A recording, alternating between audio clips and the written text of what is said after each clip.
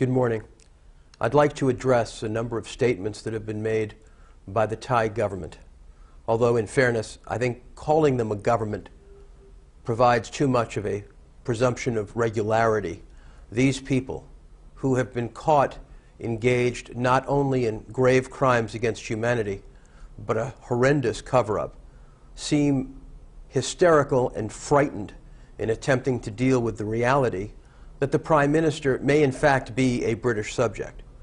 No matter how many experts they bring out, we have yet to hear a denial that he was born in the United Kingdom, and that therefore, as he was born under the auspices of the 1948 British Citizenship Act, he is a British subject.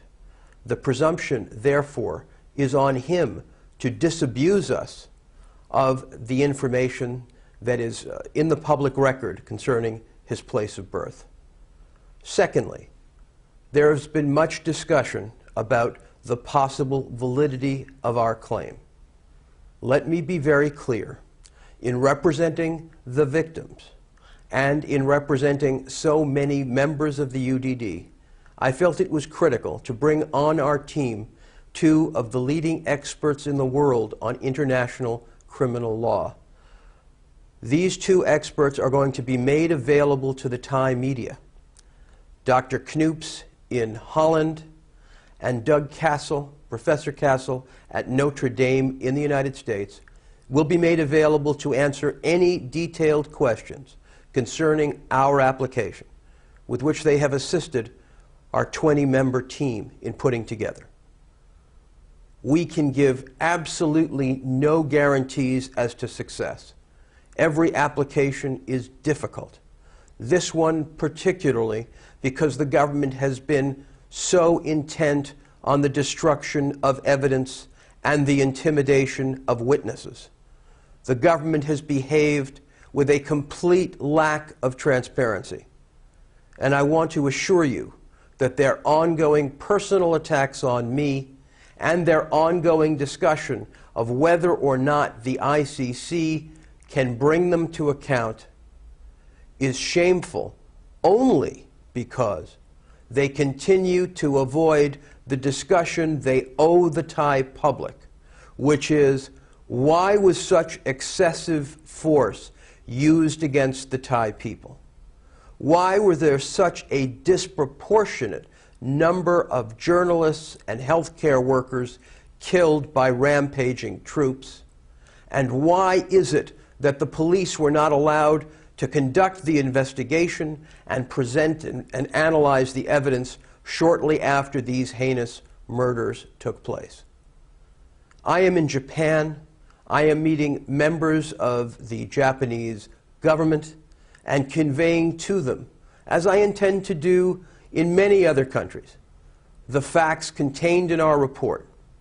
And I can certainly tell you that in Japan, the conduct of the Thai government concerning the murder of Japanese journalist Hiro Muramoto has won them no applause. So, ladies and gentlemen, I want to assure you that we will prosecute our claim not only before the ICC, but in other jurisdictions with vigor. We give you absolutely no certainty as to how this rogue regime can be brought to justice. But we do want to say to you that our intent is to establish that there is a cost to the murder of Thai civilians.